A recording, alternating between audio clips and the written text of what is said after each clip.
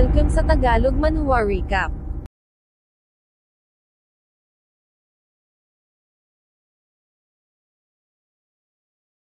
Habang naglalakbay si Governor Zurong, lumipat ang eksena sa capital ng New State, partikular sa loob ng palace, kung saan makikitang nanginginig ang katawan ng Emperor habang binabasa ang isang sulat. Ilang sandali pa ay sinipa niya ang mesa, pinunit ang sulat, "Well done Zhang Chong, well done Zhang Chong," paulit-ulit na sigaw niya. Ilang sandali pa ay inutusan niya ang mga eunuch na dalhin pa ang ibang sulat, iniabot ito ng eunuch, tinanggap ng Emperor, at binasa. Rebellion, sigaw niya sabay punit sa sulat, ang Jin family na yon ay nagre-rebelde, ang mga pagong na yon ay nagre-rebelde. Note, ang ibig sabihin ng Xuanwo ay Black Turtle. Si Zhang Chong ay napaka-incompetent, dagdag pa ng Emperor. Nag-utos siya na i-escort si Zhang Chong patungong Beijing, at dalhin sa Heishuitai Prison. Tawagin nila si Zurong, si Nangang Ao, i-assemble ang army, at maghandang sugpuin ang rebellion. Pinagpawisan ang mga eunuch habang nagbabaw, nang biglang tumawa ang Emperor. Tumawa uli siya ng napakalakas, siya raw ay medyo nagugutom, bigyan nila siya ng isang bowl ng glutinous rice balls na siya namang agad na sinang-ayunan ng mga eunuch. Ilang sandali pa ay ipinresente na ito ng eunuch, napasabi sa kanyang isip na ang Emperor ay napakadali lang na nauumay sa mga pagkain, at nabalot siya ng pangamba habang iniaabot ang pagkain. Ngunit ilang sandali pa ay inubos na ito ng Emperor, na siyang pumawi sa kanyang pangamba, napabuntong hininga, buti na lang nagustuhan ito ng Emperor, sambit niya sa kanyang isip. Sinabi ng Emperor na ang heir ng Count of Xuanwo na si Jin Mukong, kamusta raw ba ito sa Imperial College? Sumagot ang eunuch, iyon daw ay isa lamang napakasili na bata. Idinagdag ng Emperor na ito ay hindi pa nakakaalis sa Xuanwo Court mula pa pagkabata, at hindi madaling mag-aral ng mag-isa sa capital.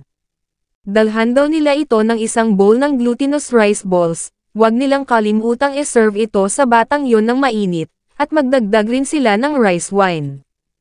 Alam niya raw na nagdadagdag sila ng rice wine sa glutinous rice balls doon sa Xuanwo Court, ang Majesty ay mayroong napakahusay na memory, tugon naman ng eunuch. Bukod pa sa rice wine, narinig niya rin dong nagdadagdag din sila ng dried osmanthus flowers. Kung ganun idagdag nyo rin iyon, saad naman ng Emperor, ang batang yun ay isang honest na tao, huwag nilang hayaang mabuli ito doon sa Imperial College, sige umalis na ito at gawin ang sinabi niya. Napasabi ang eunuch sa kanyang isip na ang galit ng Emperor ay parang panahon, sa isang sandali ito ay maaraw, tapos bigla na lang umuulan ng nyebe. Ito raw ay napaka-unpredictable. Pagkasama mo ang Emperor, tila kasama mo raw ang isang tigre. Sa loob naman ng Xuanwo Court, ang ulap na tumakip sa araw ay naglaho na. Though ang Count of Xuanwo ay wala sa Xuanwo Court, ang Countess ay nag-decide na magbawi sa nagdaang New Year. Nagsindi sila ng mga firecrackers, nagsaya, at binati ang isa't isa. Nagtanong ang isa kung nakatanggap na raw ba sila ng pulang envelope, sa taong ito ay 3 pulang envelope daw ang matatanggap nila. Isa mula sa Countess, isa mula kay Young Master Shin, at ang isa ay mula sa parents ni Young Master Shin. Sa Magnolia Courtyard naman, sa courtyard ni Mulan, habang inaayos ang isang lantern, ay nagalak si Xiaobing at ang iba pa nang biglang umulan ng snow. Mula naman sa bintana ay napasabi si Shin lang sa kanyang isip na ang snow na ito ay hindi magtatagal, at isinarado niya ang bintana. Ang pagpatak ng mga snow sa labas at ang warmth sa loob ng silid ay tila tagsibol. At ang dahilan ay sa gusto ng e-fulfill ni Mulan ang kanyang promise, gusto niyang punuin ng mga kandila ang bridal chamber nila ni Shin lang. Lumapat ang mata ni Shin lang sa handang-handa ng simulan. Napasabi sa kanyang isip na although may nangyari na sa kanila ni Mulan at ilang beses niya na itong nabosohan, ito ay ang unang beses na nakita niya ng napakalinaw ang napakagandang katawan ni Mulan. Ang charm ng isang fox spirit ay hindi uncommon, ngunit ang pure at flawless na goddess na tulad ni Mulan, once na ma-enchant ka nito, talagang ito ay makaka-captivate ng buhay ng isang tao. Bigla siyang hinila ni Mulan, pinatungan, "My Lord, napakatagal kitang hinintay," saad ni Mulan, na siyang nagpabilis sa tibok ng puso ni Shin lang, napalunok ng laway, at bigla siyang hinalikan ni Mulan sa labi. Itinulak ito ng bahagya ni Xinlang, Madam sambit niya, hindi na nito kailangan pa ng intro, sugurin na siya nito ng rekta. Okay sambit naman ni Mulan, maririnig ang mga ungol kasabay ng pagpatak ng nyebe ngunit makalipas lang ang 3 minuto, ay nagulat si Xiaobing nang bigla na lang tumigil sa pagpatak ang Snow. Sa loob ng kwarto ay kinumutan na ni Mulan si Xinlang, napaiyak, 3 minuto grabe 3 minuto lang daw ang itinagal niya. Kinomfort siya ni Mulan, narinig niya rong talagang ganito sa umpisa ang mga lalaki, kaya ang 3 minuto raw ay goods na. Sumagot si Xinlang na ang key ay hindi niya na ito first time, sumagot si Mulan na iyon ay hindi counted, dahil nung nakaraan ay wala raw itong ginawa. May mali sakin sigurado akong may mali sakin sambit naman ni Xinlang, ngunit sumagot si Mulan na hindi walang mali kay Xinlang, napakalakas ng kanyang husband. Di kaya nga raw nitong tumagal ng 3 oras sa female demon na si Qiu Yao na siyang nagpapakita sa napakahusay na abilities nito. Kasambit naman ni Xinlang sa kanyang isip sabay bangon, oo tama si Qiu Yao daw ay napaka-powerful ito ay tila isang prehistoric na Tyrannosaurus, di kaya niya nga rong labanan ang babaeng iyon kahit na 3 rounds, besides si Mulan ay ang kanyang napaka-delicate na wife, malamang naging nervous lang daw siya at naging napaka-excited.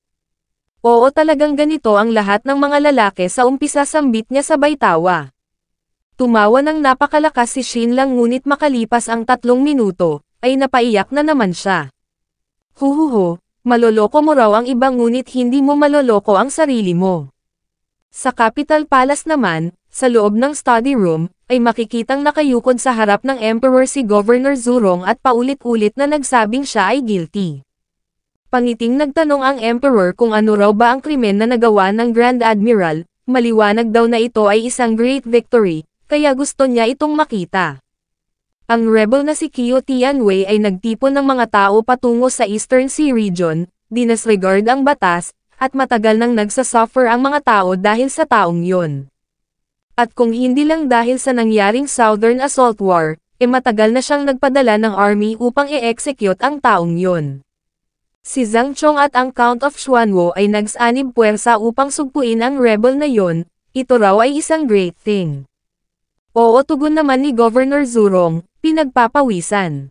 Idinagdag ng Emperor na ang memorial ng Count of Xuanwo ay dumating na rin, nagsabing nakahanda itong ikat ang 2,000 sundalo mula sa kanyang private army. Ganun pa man hindi nito binanggit ang kanyang achievements, ang binanggit lang nito ay ang mga achievements ni Zhang Chong. Ang taong iyon daw ay isang gentleman. Para sa kanya ang bagong lupain ng New State ay naka-expand sa territory ng kanilang bansa, kaya magmula ngayon, ang frontier ng kanyang Eastern Sea ay ligtas na. Oo tama yun Your Majesty tugon naman ni Governor Zurong. Idinagdag ng Emperor na narinig niya rong namatay ang anak na lalaki ni Zhang Chong sa Battle of Nachao, kinumpirma ito ni Governor Zurong, what a pity tugon naman ng Emperor. Ang isang talented na young man ay namatay ng maaga, siya raw ay mag-i-issue ng Imperial Edict kay Zhang Chong upang i-comfort ito. At posthumously, appoint nito si Zhang Jin bilang General ng Eagle Bearer, oo tugon naman ni Governor Zurong. Idinagdag ng Emperor na si Zhang Chong at ang Count of Xuanwo ay nagtulungan upang ma-wipe out ang Pirate King at ang hukbo nito which is isang great achievement. Mag-i-issue siya ng Imperial Decree upang gawaran ng title ang ina nito bilang third-rank Imperial Lady, okay tugon naman ni Governor Zurong. Idinagdag pa ng Emperor na nakipagsabuatan ang Count of Jinhai sa mga pirata upang i-invade ang kanilang lupain, si Mo Wuzhong ay isang disloyal at unfilial, hayaan nitong makipag-cooperate si Hai Shuitei kay Zhang Chong upang gawin ang mga bagay-bagay. Oo tugon naman ni Governor Zurong at napasabi sa kanyang isip na katapusan na ng Tang family, at tiyak na si Zhang Chong ay hindi rin makakatakas sa disaster na ito. Sa sumunod na araw, ay tumungo na ang Blackwater Organization sa Jinhai Court. Pumasok sila sa loob, hinuli ang mga anak ni Count Tanglun. Sa labas naman ng study room ni Tanglun, ay makikitang pinigilan ni Prefect Zhang ang isang sundalo. Pumasok siya sa loob, tumingin sa isang sulok, kay Count Tanglun, na ngayon ay nakatamba na ng ilang jar ng alak.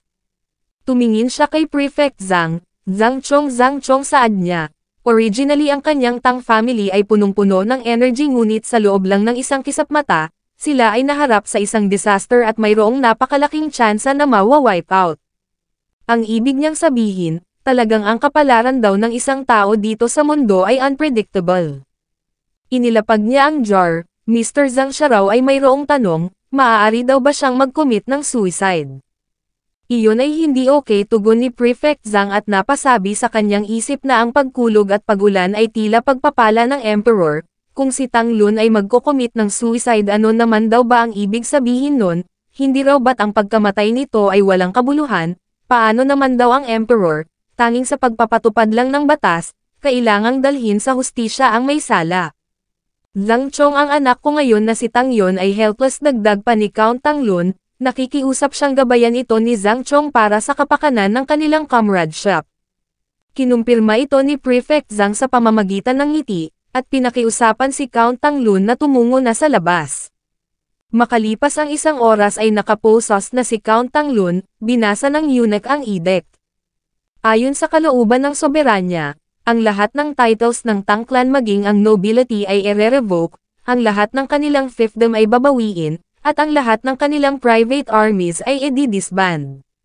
Si Tang Yun ay nakaligtas mula sa punishment dahil sa ginawa nitong meritorious service, which is ang pag-report at pag-expose sa Tang clan, ngunit iyon ay hindi makakapagpaligtas sa kanyang ama mula sa mga ginawa nitong mga krimen. Kung kaya, ang lahat ng mga official titles nito at mga karangalan ay ire-revoke. Napasigaw naman dito ang ibang members ng Tang clan. Ito ay misunderstanding, paulit-ulit na sambit nila, ito raw ay injustice. Ngunit, inutusan lang ng eunuch ang mga sundalo na dalhin ang mga kriminal na ito sa kapital. Ang lahat ng mga members ng Tang clan na nanlaban ay tinukhang, pinatay ng walang awa. Habang ang 700 members naman ng Tang clan, mga babae, lalaki, bata at matanda, ay inilagay sa mga prison vans upang dalhin sa kapital. At, ang Jinhai Earl's Mansion na pinagpapasa-pasa sa loob ng 300 taon, sa sandaling ito ay nag-perish na. Pagdaan nila sa streets ng Jinhai Fiefdom, ay naghagis ng mga bulok na prutas ang mga tao, buti nga sambit nila, dapat ang Tang family ay matagal nang inaresto dahil sa mga heinous crimes ng mga ito, long live the king, at makikitang ang target ng mga bulok na prutas ay si Count Tang Lun. Ilang sandali pa ay makikitang dumungaw si Chunhua sa itaas mula sa isang bintana, at nagulat siya sa kanyang nakita.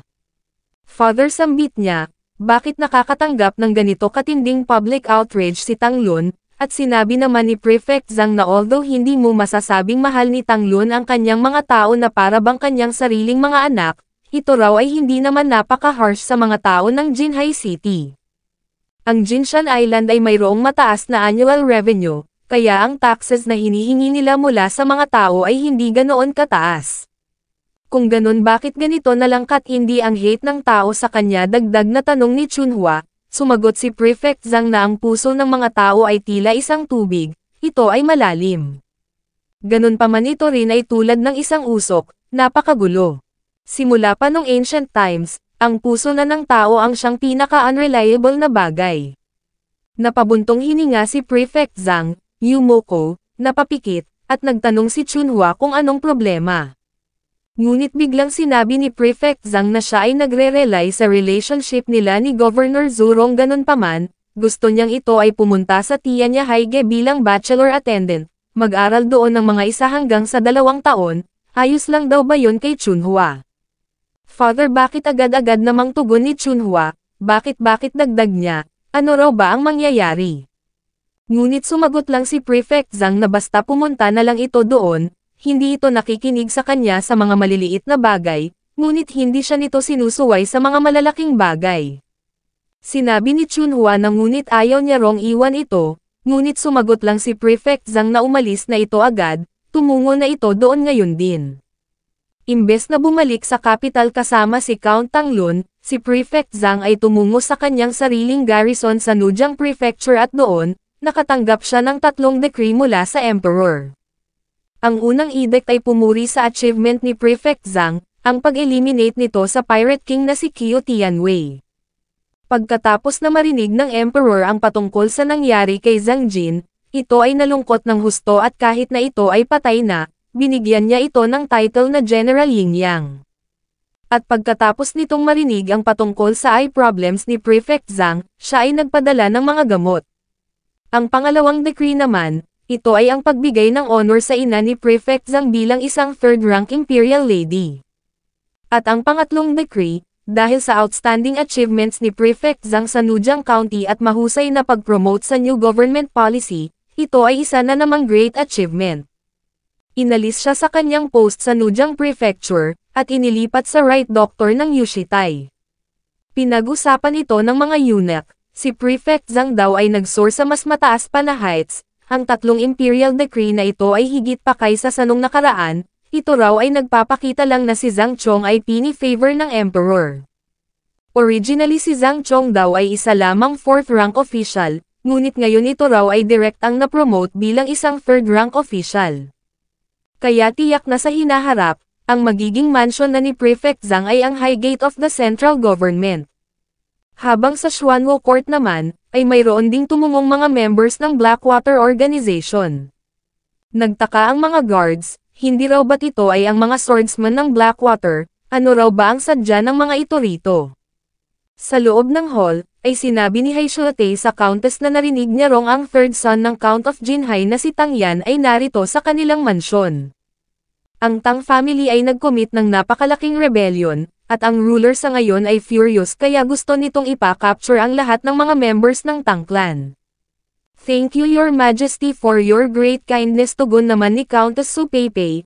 Oo, totoo rong bumisita rito sa kanilang mansyon si Tang Yan noon. Ngunit sir, you know, ito ay mayroong malaking feud sa kanilang family. Nagkaroon pa raw ito ng battle laban kay Jin Mulan, kaya in-expel nila ito agad. Talaga, tanong ni Haishulate. Of course iyon ang katotohanan, tugon naman ni Countess Su Peipei, bakit naman daw nila ika-cover ang kanilang kalaban? Natigilan dito si Haishulate, nagbigay ng sinyas ang Countess sa pamamagitan ng palakpak, at makikitang pumasok ang isang servant dala ang ilang mga bars ng ginto. Sinabi ni Countess Su Peipei na although 20 araw na ang lumipas mula nung Spring Festival, ngunit hanggat hindi pa natatapos ang buwan, ito pa rin daw ay maituturing na New Year. Kaya pakiusap tanggapin daw nito ang kanilang mapagkumbabang regalo, kahit sa kalagitnaan ng Chinese New Year ito pa rin ay nagtatrabaho ng husto para sa kanilang bansa, kaya deserve niya raw ito. Mariin naman itong tinanggihan ni Haishulate, since sinabi na ng Countess na wala rito si Tang Yan hindi na raw sila manggugulo pa, palam. Sa loob naman ng library, ay makikitang kasama ni Xin Lang si Tang Yan. Magkaiba ang pinagkakaabalahan ng dalawa at ilang sandali pa ay napabuntong hininga si Xin Lang, hay sa wakas natuklasan niya na. Mahigit sa 200 buong pahina, na-analyze niya na ang secret skill na nasa Jade Brick. Gaya ng mga gambling stones, minsan makakakuha ka raw ng mga matitinding exercises, at minsan naman mga basurang exercise. Lumalabas na ang Jade Brick pala na ito ay nagmula kay Li Chenkyo, at inutusan niya si Tang Yan na ipa-decipher ito kay Xin Lang. Iniabot niya kay Tang Yan ang manuscript, at nagsabing nandito na ang complete solution. Tinanggap ito ni Tang Yan, at agad na umalis. Sambit naman ni Xin Lang sa kanyang isip, ni hindi raw alam ng martial arts maniac na ito kung ano ang Exiren. Di bali nung iniligtas nito ang mga tao dito sa Xuanwo Court, hindi naman daw ito humingi ng kapalit. Ito ay isang uri ng tao na inilalagak ang kanyang buong puso sa martial arts, at wala nang pake sa iba pang bagay. Teka lang, sambit ni Xin Lang, mapanganib daw para kay Tang Yan na umalis ng ganito, bibigyan niya raw ito ng isang set ng damit, guntugon naman ni Tang Yan. Makalipas ang ilang sandali ay lumipat ang eksena sa labas kung saan napasabi si Tang Yan sa kanyang isip na ang damit na ito ay napaka-strange, ni may takip pa raw ito sa kanyang mukha. Umalis na si Tang Yan sakay ng isang kabayo, kumaway si Xin Lang at ang Countess, at napasabi si Xin Lang sa kanyang isip na although magiging ayos lang si Tang Yan, ang superficial work ay kailangan pa ring maisagawa. Makikita ang pag-aalala ng Countess. Napatanong kay Xin Lang kung sa tingin nito mahahanap ni Haishulate si Tang Yan at huhulihin, hindi tugon naman ni Xin Lang at nagbigay ng mga posibilidad upang bigyan ng comfort si Countess Su Peipei. Sinabi naman ng Countess na bakit hindi na lang daw papuntahin ni Xinlang si Tang Yan doon sa Tianya Haige Pavilion, mas ligtas daw doon. Sumagot si Xinlang na ito ay hindi pupunta doon, dahil maliban kay Li Chenkyo, wala na itong iba pang pinakikinggan. Isa pa tiyak na gustong-gusto na nitong bumalik sa Sword Island. Ganun pa man nag-iwan siya ng sulat kay Senior Jian Wang, pinakiusapan niya ito na dalhin si Tang Yan sa Tianya Haige upang iiwas sa disaster. Napaiyak si Countess Su Peipei, napaka-innocent daw ni Tang Yan, paano kung malaman nito ang patungkol sa nangyari sa Tang family, at nagpatuloy sa pag-iyak. Pinakalma naman ito ni Xinlang, at idinagdag ni Countess Su Peipei na bigla niya na lang na-miss si Mukong, muntik niya na rong makalimutan ang batang yon sa buwang ito. Ha, sambit naman ni Xinlang sa kanyang isip, oo nga pala siya rin. Ilang sandali pa ay nagtanong ang Countess kung ano ang ibig sabihin nito sa kanyang sinabi na maa-annihilate ang Tang family at patungkol kay Zhang Chong. Kasambit naman ni Xinlang, ang kanilang ruler daw ay napakahusay sa pagiging demon. Umaasa siyang maibibigay na nito kaagad ang Nutshell City sa kanilang family, nang makonsider na nila ito bilang great achievement, at makapag-settle down na. Mula doon ay lumipat ang eksena sa lumang bahay ni Prefect Zhang kung saan mapapansin na mayroong nagaganap na banquet. Iiwan na ni Zhang Chong ang kanyang post bilang prefect, kaya ang lahat ng mga officials ng Nujiang Prefecture ay narito upang i-send off siya since si Zhang Chong ay mapopromote na bilang Right Grand Master of Sensorate soon. Sinabi ng isa na si Prefect Zhang na soon ay mapopromote na bilang Sensorate, ito raw ay blessing sa mga tao sa mundo. Nagtanong ang isa kung ano ang itatawag nila kay Prefect Zhang, Dr. Zhang daw ba, o Governor Zhang. Ang bulaklak ay namumukadkad ngunit ang apoy ay kumukulo sambit naman ni Prefect Zhang sa kanyang isip, tinatawag na siya ng mga ito na Governor, sa tingin daw ba talaga ng mga ito iyon ay mangyayari, at nagpasalamat siya sa pagmamahal na ibinibigay ng lahat. Ngayon siya raw ay hindi na malulungkot sa kanyang paglalakbay patungong capital upang kunin ang kanyang post. Sinabi ng isa na usually si Prefect Zhang ay hindi tumatanggap ng mga banquet invitations, at kadalasan ito ay napakaseryoso at napakahirap na i-approach. Ngunit ngayon, ito raw ay napaka-approachable na. Idinagdag ng isa na si Mr. Zhang ay napakabait, nagtawanan ang iba, hahahason sila raw ay magiging Zhang family, at sinabi naman ng iba pa na susundin nila ang lead ni Mr. Zhang magmula ngayon. Haha okay tugon naman ni Prefect Zhang. Pagsapit ng hating gabi nang matapos na ang party, ay pumunta siya sa tablet ng kanyang pumanaw na anak na si Zhang Jin. Lumapit siya, unti-unting naging emosyonal, at sumigaw ng napakalakas. Nanlambot ang kanyang mga tuhod, humagulgol, sinabi sa Emperor na bakit siya nito tinatreto ng ganito, siya na si Zhang Chong ay napaka-loyal, bakit siya nito ginaganito. Sa sumunod na araw, ay nag-rush si Zhang Chong sa capital upang umattend sa kanyang office. Bago siya nakarating sa capital, ang Sensorate ay nakapag-report na sa throne. At ang soberanya ay agad na nag-order ng thorough investigation. Sure enough, kuno ay napag-alaman nila, na si Zhang Chong ay nag-embezzle ng tens of thousands na mga gold coins nung ito ay isa pang prefect sa Nujiang Prefecture. Ang Emperor ay naging furious, hindi pa man nakakarating si Zhang Chong sa kanyang office, ay agad na siyang pinaaresto nito at dinala sa Dali Temple. Pagkatapos ng brief moment of shock, hindi mabilang na mga impeachment memorials ang lumipad patungo sa palace na para bang mga snowflakes. Sa isang iglap, si Zhang Chong na isang minister ng bansa, ay agad na nag-transform bilang isang traitor at villain. Ang mga krimen na ipinataw kay Zhang Chong ay isa-isang nagsibagsakan sa kanyang ulo na para bang mga patak ng ulan, nagpatuloy sa pag-angat ang bilang, hanggang sa dumating ang sandali na ang mga ito ay imposible nang mabilang. Ngunit ang pinaka-na-horrified sa lahat, ay ang mga officials ng Nujiang Prefecture, lalong-lalo na yung mga umattend sa farewell party ni Zhang Chong. Mayroong isang clerk na napaka-dedicated sa pag-serve kay Zhang Chong, hindi na kinaya ang pressure, ito ay nag-big T. Ang kamatayan ng scribe na yon ay nagmistulang catalyst, na siyang naging dahilan upang i-expose pa ng ibang mga officials ng Nujiang County si Zhang Chong sa kanyang ibang mga krimen. Ganun pa man ang mga memorials ay nakatadhanang lumubog sa karagatan ng kawalan. Hanggang sa isang araw, mayroong isang impeachment memorial na dumating mula sa isang official na siyang nag-break sa deadlock na ito. Isang director ng Nujang Prefecture Government ang nagpadala ng blood letter, hindi lang sa inexpose nito ang ilan sa mga hindi kaaya-ayang krimen na nagawa ni Zhang Chong, ngunit ni-reflect din nito ang kanyang sarili bilang accomplice sa mga deceitful behavior ni Zhang Chong, upang maging accomplice ng mga common people. Ito rin ay nag-take ng initiative upang isuli ang mga nakaw na pera na nasa 235 gold coins.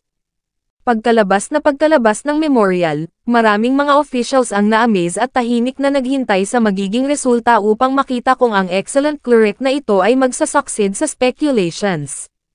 Bilang resulta, ito ay nagsucceed at ang soberanya ay nagpakita ng mga actions. Makalipas ang ilang araw, ang mga knight ng Blackwater Organization ay pumasok sa Nujang County, upang i-seize ang excellent cleric dahil sa corruption. Then in less than 3 days, ang sinasabing cleric ay nag-commit ng suicide. Ang lahat ng mga officials sa buong mundo ay nasa state of anxiety dahil sa pangyayaring ito, at ang lahat ng mga memorials na nagsasuggest na i-impeach si Zhang Chong ay tumigil sa pagdagsa na parabang walang nangyari, na parabang ang taong ito ay hindi nag-e-exist. Habang si Zhang Chong ay napapaligiran ng mga uncertainties, suspicion at mga problema, ibang problema naman ang kinakaharap ni Xin Lang. Napaiyak siya, ang 3 minuto raw sa unang pagkakataon ay ayos lang, ngunit ang katotohanang 3 minuto pa rin ang itinagal niya pagkatapos ng pangalawang subok, pangatlo hanggang sa panglima, ito raw ay hindi na maganda. It's over ang buhay niya ay nasa kadiliman na ngayon, bakit pa raw ba siya nag-crossover? My husband sambit naman ni Mulan, ito raw ay dahil lang sa napakatahimik sa labas, kaya ito ay hindi nakapag-perform ng maayos. Paiyak na tugon naman ni Xin Lang, ngunit hindi raw ba't sinabi nito last time na ang dahilan ay dahil sa napakaingay sa labas. Sinubukan na ni Xin Lang ang lahat ng mga methods, uminom ng unlimited amount ng mga health supplements, ngunit ang mga ito ay hindi pa rin gumana sa harap ni Mulan. Hanggang sa isang gabi, tinawag ni Countess Su Peipei si Mulan at nagkaroon sila ng secret conversation. Sa gabi ring iyon, si Xiaobing ay gumapang patungo sa kama ni Xin Lang. Agad namang nagpakitang gilas si Xin Lang, nilunod sa kasiyahan si Xiaobing, at iniwang lantang gulay. Pagkatapos ay agad na nag-flex si Xin Lang, siya raw ay nakabalik na. Natuklasan ni Xin Lang na ang totoong dahilan pala ng lahat, ay dahil sa simulan ay sobrang napaka-perfect na siyang naging dahilan upang siya ay maging excited ng husto. Ang umano'y sakit ni Xin Lang ay nabigyang lunas ng walang iniinom na gamot at magmula nun, siya ay nagkaroon ng shameless at masayang buhay. Ang hindi ko lang alam, ay kung bakit siya pumayat ng ganito. Husband, pumayat ka na ng husto, kumain ka ng marami, sambit ni Mulan sabay subo kay Xin Lang. At sinabi naman ni Xiaobing na kumain ito ng marami upang maging mas malakas ito mamayang gabi. Napatanong si Xin Lang sa kanyang isip, siya ay naka-recover na sa kanyang sakit, ito raw ba ay good or bad thing? Ang panahon ay lumipad na parabang mga tubig sa kaulapan, at ang mga buwan ay dumaan na parabang shuttle. Kaya hindi na hinintay ng Count of Xuanwo ang decree ng soberanya, dahil mukhang ang patungkol sa bagay na ito ay kinalimutan na ng Emperor. On the contrary, sinalubong ni Xin Lang ang pagdating ng kanyang father-in-law mula sa Nachao City. Sinabi ng Count kay Xin Lang na ano raw ba kaya kung i-arrange nila ang marriage nila ni Mulan, after all ang reputasyon nito bilang son-in-law nung may kasal ito kay Mulan ay hindi maganda, kaya sa pagkakataong ito, si Mulan naman ang ipapakasal niya sa family ni Xin Lang. Mag-iimbita sila ng mga bisita, at ang kasal ay gaganapin sa bahay ni na Xin Lang. Ang status na son-in-law ay napakababa. Sa ibang mga dynasties, ang gustong mangyari ni Count Jinzhou ay itinuturing na isang krimen, at maaari silang maparusahan ng exile. Ngunit gusto itong gawin ng Count of Xuanwo para sa kapakanan ni Xin Lang, ganun paman, ayaw pumayag ng ating bida, ayaw niya rong maging isang regular na staff member. Una, ayaw niyang maging isang official. Ang pagiging isang son-in-law na dito lamang sa bahay kasama ang kanyang mga magulang ay ang kanyang protective shell, at patuloy siyang nagbigay ng mga rason. At since ayaw ni Xin Lang, wala nang ibang nagawa pa si Count Jinzhou kundi ang irespeto ang gusto nito. Pagkatapos niyang magpahinga sa Xuanwo Court kasama ang Countess sa loob ng isang araw, siya ay agad na bumalik sa Nachao City. Although ang Yu Kingdom ay hindi pa nagbibigay ng order, sinimulan na ng Jin family ang large-scale na pag-migrate sa kanilang mga tao patungong Nachao City at sa mga lupain ng Leizhou Island.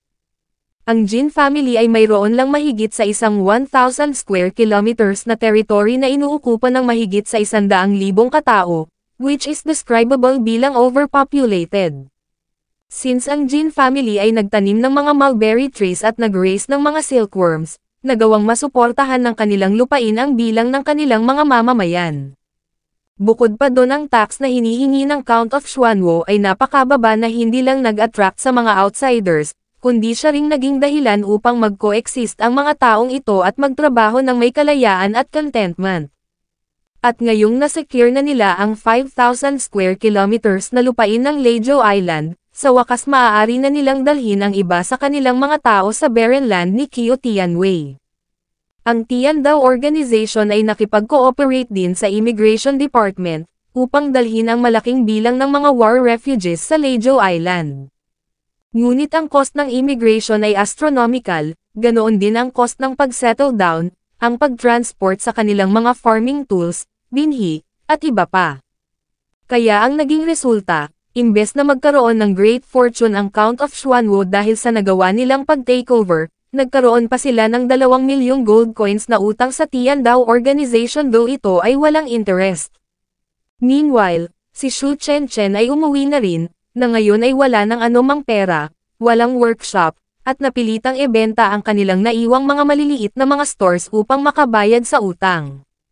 Kung kaya, siya ay pumunta sa Xuanwo Court. Ganun pa man ang na-meet niya rito ay si Mulan, hindi si Xin lang. Ang purpose ng kanyang pagpunta ay napakasimple lang, manghiram ng pera. Though maituturing na mas mahirap pa ang Jin family kumpara kay Xu Chenchen dahil sa napakalaking utang na mayroon sila ngayon, pinahiram pa rin ng pera ni Mulan si Xu Chenchen. Shortly after, si Count Jinzhou na anxious na naghihintay sa decree ng Emperor ay bumalik sa Xuanwo Court upang kausapin si Xin Lang.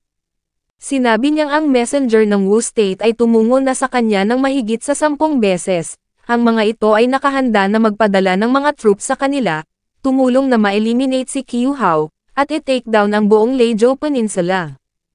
Hanggat ilid lang daw nila ang Leizhou Island upang i-betray ang Yu Kingdom, nakahanda ang Emperor ng Wu Kingdom na gawaran sila ng title bilang Marquis. Napasabi si Xin Lang sa kanyang isip na hindi gusto ng kanyang father-in-law na i-betray ang Yu Kingdom, ganun pa man gusto nitong i-leak niya ang impormasyon na ito upang takutin ang Emperor ng Yu Kingdom na si Yuan Xian. Hindi saad niya, ito raw ay gagawin nilang final move, hindi nila ito maaaring gamitin hanggat hindi necessary. Dahil once na lumabas ang patungkol dito, malaki ang probabilidad na magkaroon ng suspicion laban sa kanila, ito ay magiging kaso ng treason. Ngunit ano ba ang gustong mangyari ng Emperor? Tugon naman ni Count Jinzhou, halos magdadalawang buwan na raw. Sumagot si Xin Lang na mayroon itong hinihintay na 2 bagay. Una, hinihintay nitong masettle ang Nano-National War situation, at pangalawa ito ay naghihintay sa kanilang response. Makalipas ang 2 araw, lumabas na ang paunang balita mula sa kapital. Ang 385 members ng Tang family ay pinugutan ng ulo, ang 385 naman ay ginawang mga alipin, habang si Count Tanglun ay pinutulan ng baywang. At pagkatapos nun, nagbigay na ng command ang Emperor sa Jin family. Sinabi ni Count Jinzhou sa 3 na ang decree ng Emperor ay dumating na, ang Leizhou Island ay hahatiin nila sa Nujiang County, habang ang Nachao City at ang Tianfeng City ay i-establish. Ginawad ng Emperor ang title na City Lord of Tianfeng kay Qiu Hao, habang igagawad naman kay Jin Xiying ang title na City Lord of Nachao. Nagulat ang 3 sa kanilang narinig. Napahampas sa mesa si Count Jinzhou, at napatanong sa kanyang isip kung ano raw ba ang binabalak ng Emperor. Si Jin Xiying ay kanyang vassal, paano nito nagawang i-overstep ang kanyang authority at i-appoint si Jin Xiying bilang City Lord ng Nachao?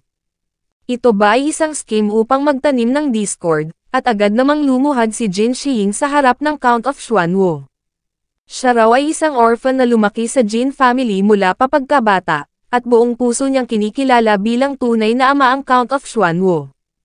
In-admire niya ng husto si Mulan ngunit hindi niya ito nakuha hanggang sa kasalukuyan, siya ay naging dissatisfied at naging resentful pa nang may kasal ito kay Xinlang, ganun pa man ang kanyang loyalty sa Jin family ay kasing linaw ng heaven and earth.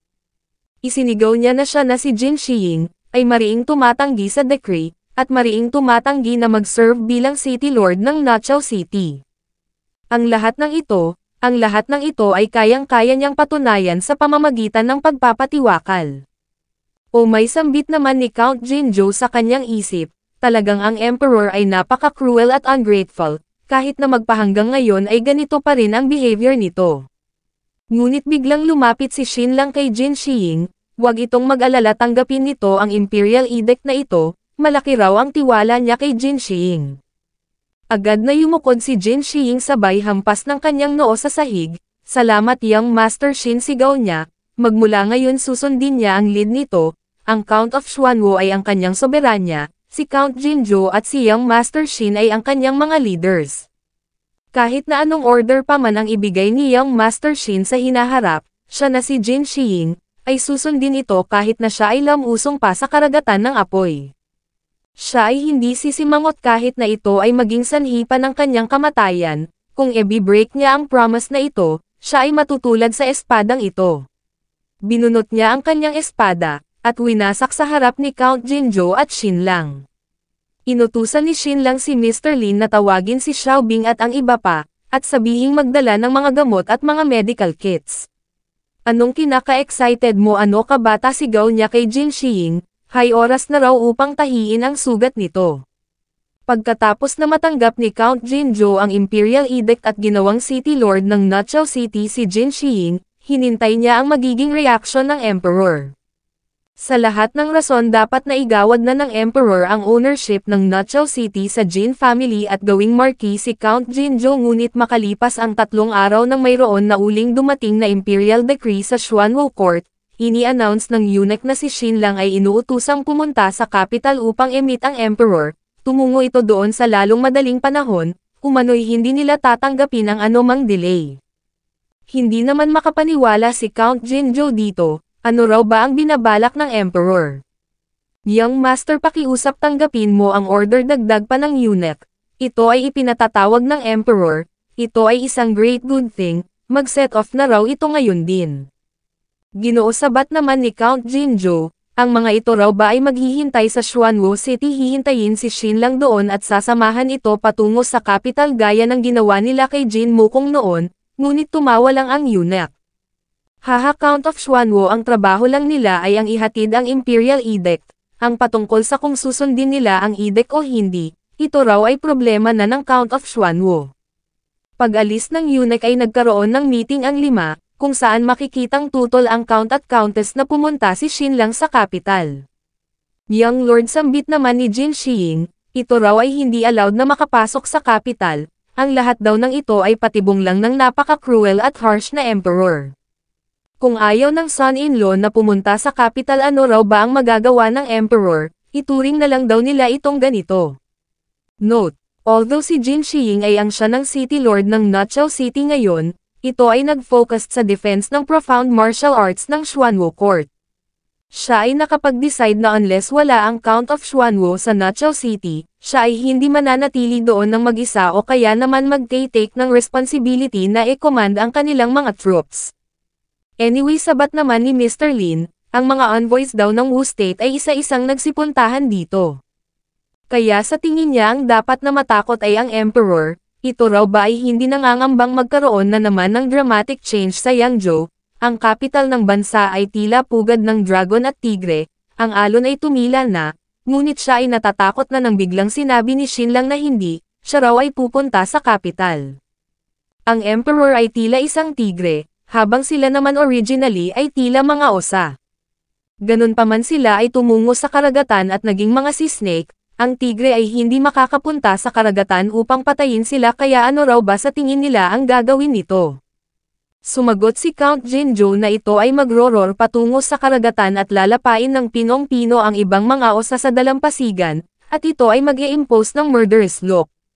Yup, tugon naman ni Xinlang, to some extent, ang Tang family ay ang pinagbuntunan ng sisi ng Emperor. Ang mga ito ay hindi kinasusuklaman ng Emperor, ngunit upang ma-deter sila at ang iba pang mga old nobles, direkta nitong tinagpa si Tang Lun at pinatay ang kalahati sa mga family members nito. Iyon daw ay warning, ito ay warning sa mga manok at unggoy. Ganun pa man ang taong kinasusuklaman nito ng husto ay hindi sila kundi si Zhang Chong, dati pinapahalagahan nito ng husto si Zhang Chong, na umabot pa sa punto na itinuring niya ito bilang knife ng new government. Kahit na bago pa nito na kompleto ang task na ipinapagawa ng Emperor sa Nujiang County, ang Emperor ay mayroon ng nakahandang mga plano para kay Zhang Chong. Binabalak na nitong ibigay ang posisyon na Governor of Yangzhou kay Zhang Chong. Ganun pa man ang pagkatalo ni Zhang Chong ay isang napakalaking setback sa pagmumukha ng Emperor, sa puso nito gustong-gusto na nitong patayin na agad si Zhang Chong, ngunit ikinalma nito ang kanyang sarili at ginamit lang ang minor corruption upang ipiit si Zhang Chong sa Dali Temple Prison. Hindi niya ito in-interrogate, binigyan ng sentence o kaya naman palayain, gusto niya lang itong ibaon doon. Ang new policy ay nasuspend at siya ang Count of Xuanwu, ay ang magiging hari ng karagatan. Ano ba ang pinakamahalagang bagay para sa isang monarch? Ito raw ay ang authority at dignity. Kung kaya gusto nitong pumatay ng maraming tao, magpadanak ng ilog ng dugo, upang matakot ang mga tao sa tunog ng hangin. Ito ay tila isang tigre, ngunit kapag bumabalik na ito sa kanyang pugad, sinasadya nitong mag-roar sa mga kabundukan at kagubatan, upang ang mga beast ay lumuhad sa lupa at hindi na magtangkang magsalita. Makikita ang reaksyon ng dalawa, nagpatuloy si Xinlang, ngunit kung talagang ang gusto nito ay ang lumaban at pumatay, ito ay magpapakita ng gentle attitude, magbibigay ng warmth at comfort. So kapag siya ay nakapasok na sa capital, ang decree upang i-confer ang kanyang father-in-law na magkaroon ng title, mayroong probabilidad na ito ay magka-calm down.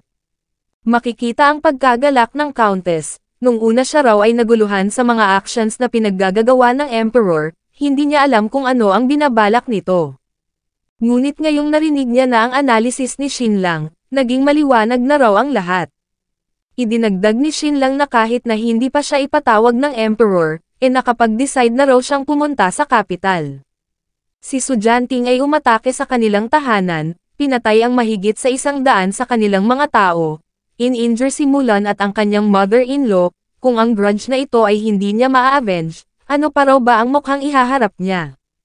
Kung hindi niya ma-exterminate ang Su family, siya ay hindi worthy na maging husband ni Mulan at hindi worthy na maging son-in-law ng kanyang mother-in-law. Patayin mo silang lahat, sigaw naman ng Countess. Xinlang sambit naman ni Count Jinzhou, kung siya raw ay gustong i-test ng Emperor, bakit hindi siya mismo ang ipinatawag nito? Mas magiging justified daw kung ganon. My lord, tugon naman ni Xinlang, hindi raw ba't alam naman na nito kung anong uri ng tao ang Emperor, nang makapture ni Count Jinzhou si Tang Lun, pinangakoan nitong palalayain niya ito, at ito ay agad na naniwala.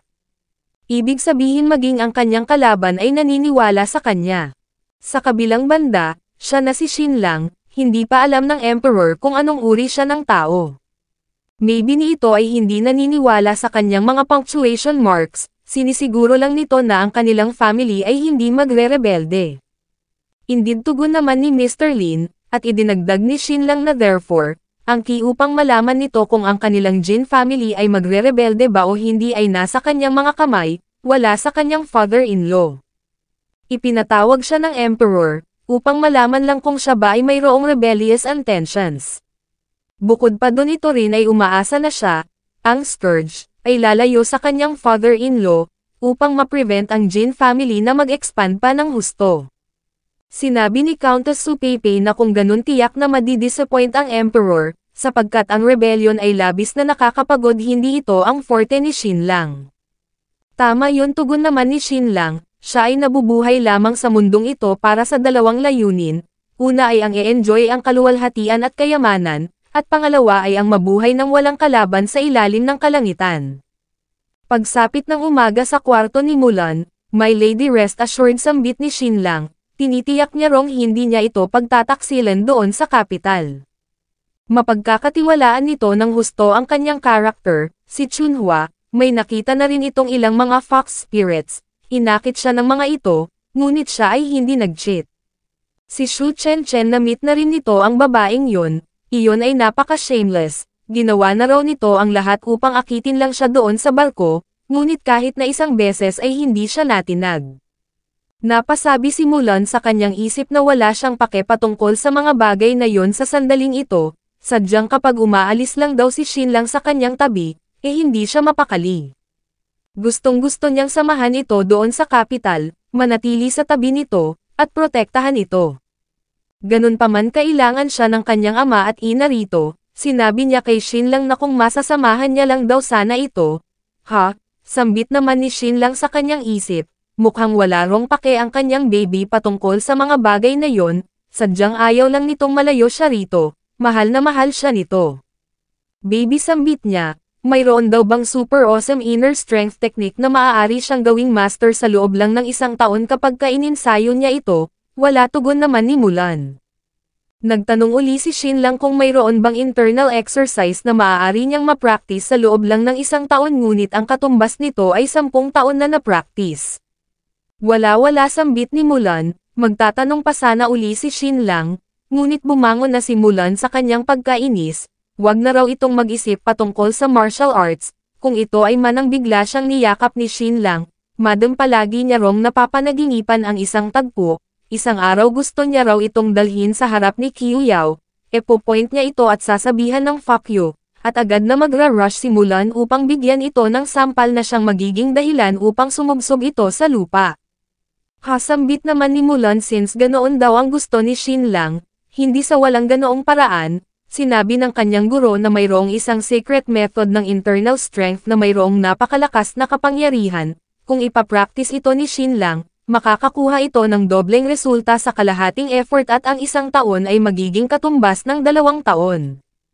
So useless tugon naman ni Shin lang, nag-contemplate si Mulan kung ano ang pamagat ng teknik na yon, ang librong iyon daw ay hindi pa nakikita ng kanyang gurong si Zongchuk at maging ni Li Chenkyo, may lady sambit naman ni Shin lang, ano raw ba ang pamagat ng handbook na yon, titingnan niya raw ito doon sa Tianya Haige Library. Sambit naman ni Mulan, binabalak daw ba nitong gamitan ng beauty trick si Zhang Yuyin upang makuha ito doon? Hindi paano iyon magiging posible tugon naman ni Shin lang, kahit na gumamit pa siya ng beauty trap, ginagarantiya niya raw na hindi niya ilolose ang kanyang virtue. Niyakap siya ni Mulan, ito raw ay wala sa kasulok-sulukan ng mundo, nagtanong si Shin lang kung ano ang pangalan nito, Infernal Marriage Mary tugon naman ni Mulan. Nagpatuloy ang palitan ng dalawa at makalipas ang ilang sandali, pagsapit ng gabi, nung marinig nilang pupunta si Shin lang sa kapital, ang kanyang mga magulang ay nag-alala, gusto nilang magsalita upang pigilan si Shin lang, ngunit tumigil din sa bandang huli. Napatingin si Shin lang sa pisngi ni Shin Jian, at nagtanong kung sino ang may gawa nito. Hindi umimik si Shin Jian, tumingin si Shin lang sa kanyang ina, mukhang ito raw ang may gawa. Umubo siya, at nagtanong kung ano ang problema. Sinabi ng ina ni Shin lang na ang kapatid nito na na-broken down at na-settled down ay nag-aalala na hindi na makakakita ng asawa dahil sa nasa poder niya pa rin ito. Then may inintroduce ang matchmaker na isang babae sa kanya, ito rin ay nagmula sa kanilang village, which is well-educated at reasonable. Ang ama nito ay isa ring scholar na nagtuturo rito sa Xuanwo Court, ang grandfather nito ay ang confidant ng Count of Xuanwo. Ang matandang si Master Lin, kilala raw ba ito ni Shin lang? Mr. Lin paano ko naman hindi makikilala ang taong yun sambit ni Shin lang sa kanyang isip, ito ay kabilang sa kanila, ang pinaka-loyal na retainer ng Count of Xuanwo, ang adoptive son ng dating Count, ito raw ay mayroong rank na mataas dito. Ang kanyang mother-in-law daw ba ang nag-introduce sa granddaughter ni Mr. Lin para sa kanyang kapatid, at tinanong niya ang kanyang ina kung ano ang tingin nito. Bumulusok si Mrs. Shin, nagsabing ang babae ay sang-ayon at maging si Mr. Lin ay sumang-ayon din, ang donut lang daw na ito ang hindi. Oh great, ano raw ba ang gagawin niya, napakabulag ng batang ito. Napasabi si Shin Jian sa kanyang isip na siya ay ang biological son nito, ganun pa man ito raw ay napaka-unwelcome at iniisip na ang lahat ng mga babaeng nagkakagusto sa kanya ay bulag. Bakit hindi raw ba siya maaaring pumili mismo ng babaeng gusto niya?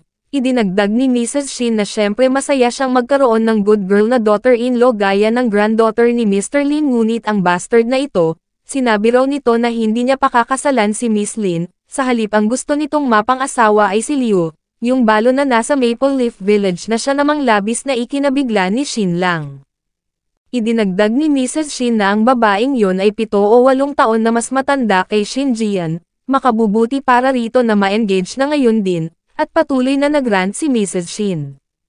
Idinagdag ni Mrs. Shin na magpasalamat ito at narito si Shin Lang, dahil kung hindi baka napatay niya na ito. Tatapusin niya raw muna ang away nila ng kanyang ama, at ito na ang aasikasuhin niya na siya namang naging dahilan upang mapapigil ng tawa si Mulan. Shin Jian, dagdag pa ni Mrs. Shin, since nandito ang kapatid nito at sister-in-law, ipapaliwanag niya ito. Ang marriage na ito ay inintroduce mismo ng kanilang countess, kaya kapag ito ay tumanggi, papatayin niya raw ito ng buhay. Ngunit tugon naman ni Shin Jian, ngunit nangako na raw siyang pakakasalan niya si Lin Wugo noon, nangako siyang pakakasalan niya ito kapag yumaman na siya. Nagtanong si Shin Lang kung nag-agree ba ang babaeng iyon noon. Hindi tugon ni Shin Jian. Alright, sambit naman ni Shin Lang sa kanyang isip. Pagkatapos ng hapunan, sa garden ng Earl's Manor, ay sinabi ni Shin Lang sa kanyang kapatid na nakita niya na yung granddaughter ni Mr. Lin, ito ay napaka-innocent at honest, ito rin ay napakaganda at gentle. Ayaw nito ng ganoong asawa, ngunit gusto nitong pakasalan yung balo na si Liu, mukhang nasisira na raw ang utak nito. Brother, ito ang iniisip ko, tugon naman ni Shin Jian, nakamtan niya lang daw ang glory at wealth na ito, dahil sa liwanag ni Shin Lang, ngunit siya mismo ay mahirap at unremarkable sa household, siya raw ay hindi worthy kay Miss Lin. So ganoon pala, tugon naman ni Shin Lang, ito ay nakakaramdam ng inferiority, ngunit may gusto raw ba ito kay Miss Lin? Sumagot si Shin Jian na sino raw ba ang hindi magkakagusto sa isang babae na maganda, mula sa isang mabuting pamilya, at cultured. Ganun pa man, natatakot siya na wala itong gusto sa kanya, ngunit since ang matchmaker ay ang countess, hindi magawang mag-disagree ng Lin family. Bukod pa dun, hindi raw ba't ito ay grievance din para kay Miss Lin, kaya nag-take na lang siya ng initiative na hindi niya pakakasalan si Miss Lin upang ito ay maging magandang excuse para sa Lin family. Ngunit binutukan siya ni Shin Lang, loser mentality, ito raw ay hindi mabuti at inutusan si Shin Jian na sumunod sa kanya. Sa bahay ng Lin family, ay makikitang nasa loob si Shin Lang at Shin Jian kaharap ang isang babae, at mapapansin din sa gilid si Mr. Lin. Ang babaeng ito pala ay si Lin Yinyin, ang granddaughter ni Mr. Lin. Napasabi si Shin Lang sa kanyang isip na talagang ang ito ay napakaganda, bukod pa dun ito rin ay mahiyain. Lin Yinyin, sambit ni Shin Lang at nagtanong kung may gusto ba ito sa kanyang nakababatang kapatid na si Shin Jian. Ito ay nangangamba na ito ay hindi worthy kay Lin Yinyin kaya ito ay nag-aalinlangan, ninabugbog na raw ito ng kanilang ina. Wow dude, paano mo nasasabi ang lahat ng ito, sambit ni Shin Jian sa kanyang isip, at nagpaalam na aalis na siya. Ngunit natigilan siya nang biglang sumagot ng oo si Lin Yinyin, parehong namula ang kanilang mga pisngi, at bumaling ng tingin si Lin Yinyin sa hiya.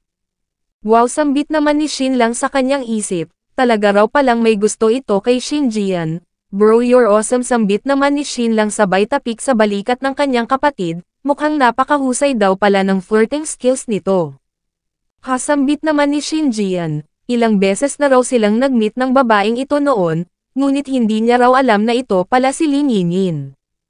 Minsan niya na rin daw itong nakausap, at naramdaman niyang ito ay masaya. Ay sisambit naman ni Shin Lang sa kanyang isip, so si Mr. Lin daw pala at ang buong pamilya nito ay puro mga scholars, at punong-puno ng mga idea.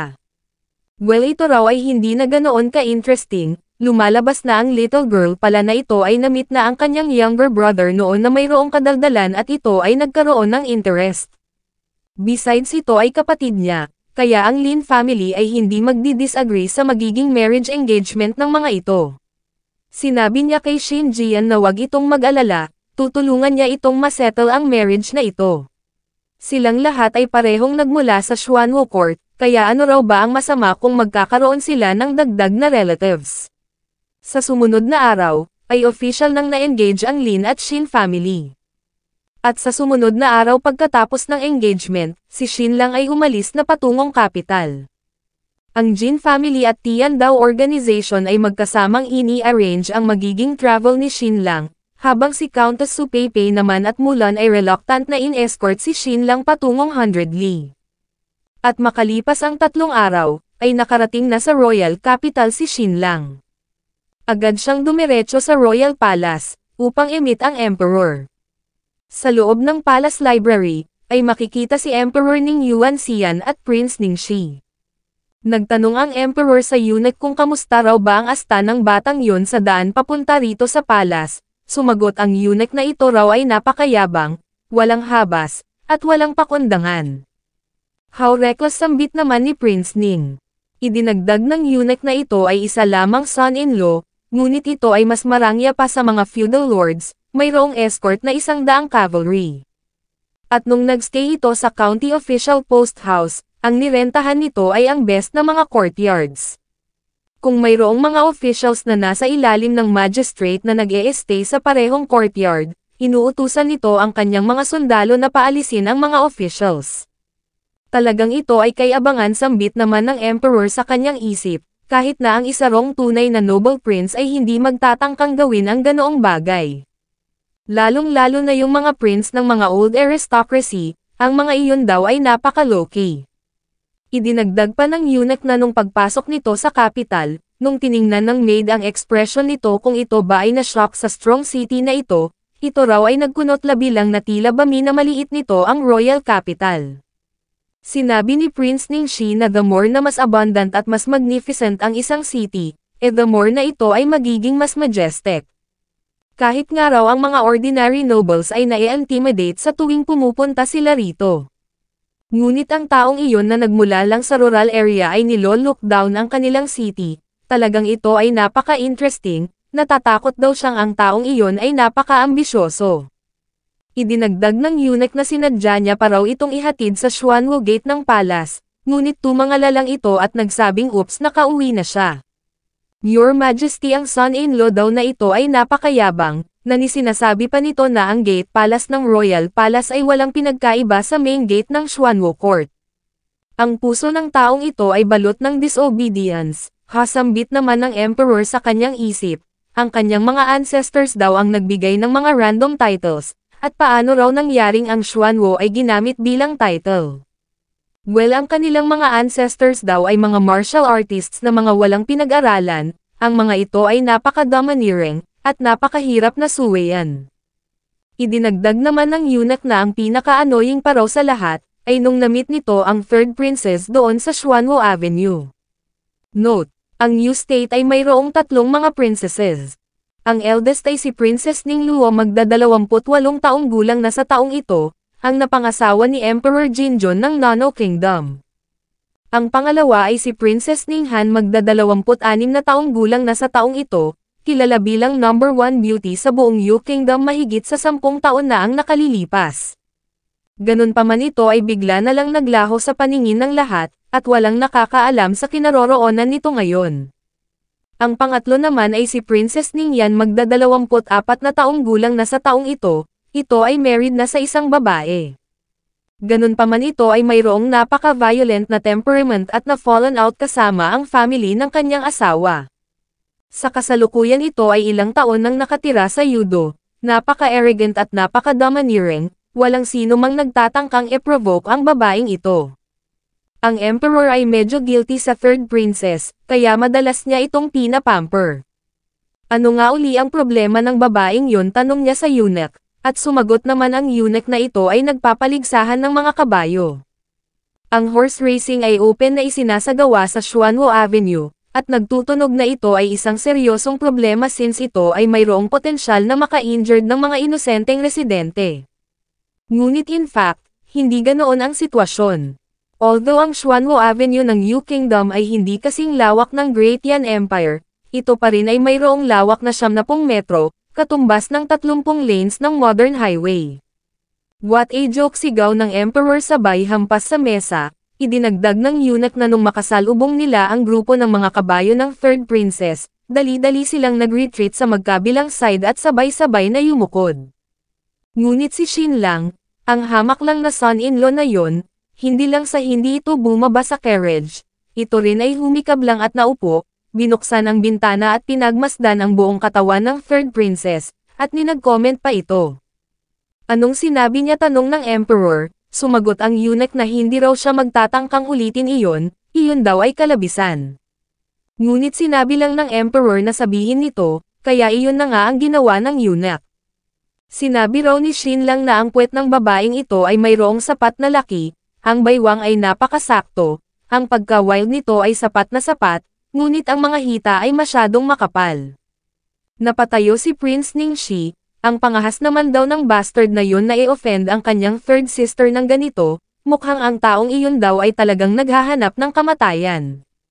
Idinagdag pa ng eunuch na mayroon pa raw itong sinabing kung ano, ngunit hindi niya alam kung ano ang ibig sabihin. Sabihin mo, naiinis ng sambit ng emperor. Sumagot ang eunuch na sinabi raw nitong matagal niya na itong pinipigilan, at ang makakita siya ng babaeng nasa ganitong level ay napaka-frustrating. Makikita ang pagkagulantang ng dalawa, napatayo ang emperor, tumawa, at agad na nagbago ang kanyang demeanor. Ang little beast na yon, saad niya, mukhang talaga rong ito ay hindi natatakot sa kamatayan.